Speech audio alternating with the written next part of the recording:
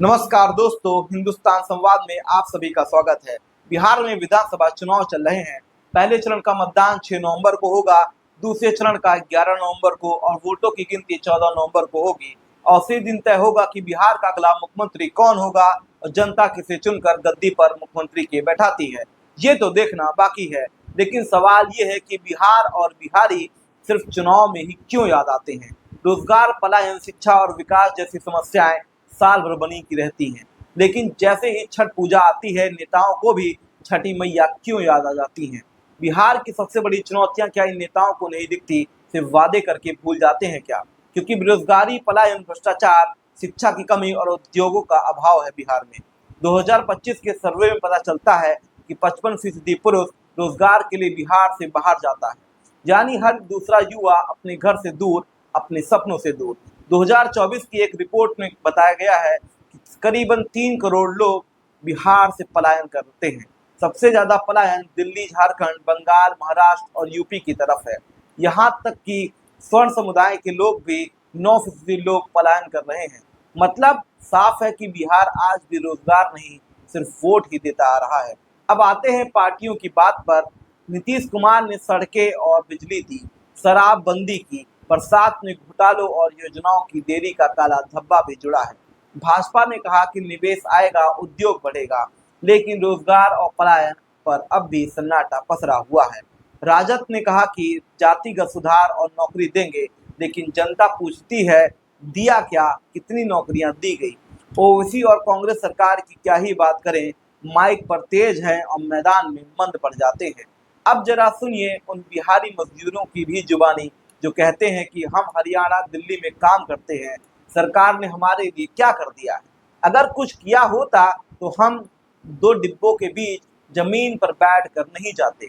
बिहार में सब कुछ है, बस काम ही नहीं है। नेता सिर्फ चुनाव में याद करते हैं। बिहार की राजनीति अब जनसेवा से जनसेठ बनने की फैक्ट्री बन चुकी है। जो कल आम थे आज करोड़पति हैं। नेताओं की संपत्ति बढ़ती गई है, जनता की मुश्किलें घटने की बजाय बढ़ती गई हैं। बड़े दावे, बड़े नारे, लेकिन जमीन पर बदलाव नहीं दिखता। दिल्ली से बिहार जाने वाली ट्रेनें आज भी खचाखच भरी हैं। बोरे बर्तन, बच्चों की झोली और चेहरे पर उम्मीदें। सोचिए, बुजुर्ग माँ कहती है बेटा छत पर जल्दी आ जाना, लेकिन इन ट्रेनों में सिर्फ लोग नहीं बैठते, बैठता है संघर्ष, दर्द और मजबूरी।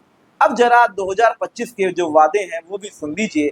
नीतीश कुमार बोल रहे हैं सड़क, बिजली और जल सुराज। भाजपा जो मिली उनकी सरकार है वो बोल रही है कि उद्योग लगाएंगे, रोजगार देंगे। राजद बोल रही है कि जातिगत न्याय और नौकरी देंगे। ओवैसी, कांग्रेस अपने अपने वादों की फेहरिस्त लेकर बैठे हुए हैं, पर जनता पूछती है इन वादों में सच्चाई कहाँ है और विकास क्यों बिहार में नहीं हो पा रहा है।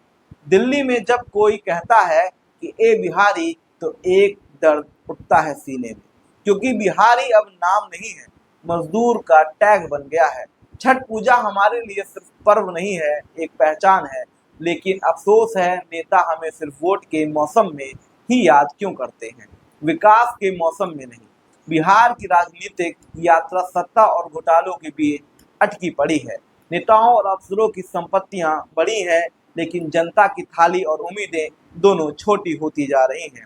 अगर अब भी भ्रष्टाचार मुक्त शासन और उद्योग नहीं लाएगा, तो पलायन करने वाला बिहारी आने वाले दशकों में एक दर्दनाक हकीकत बनकर रह जाएगा। और याद रखिए, ये ट्रेन जो चल रही है सिर्फ दिल्ली से मोतिहारी नहीं जाती, ये बिहारियों के संघर्ष, सपनों और असली दर्द को लेकर चलती हैं।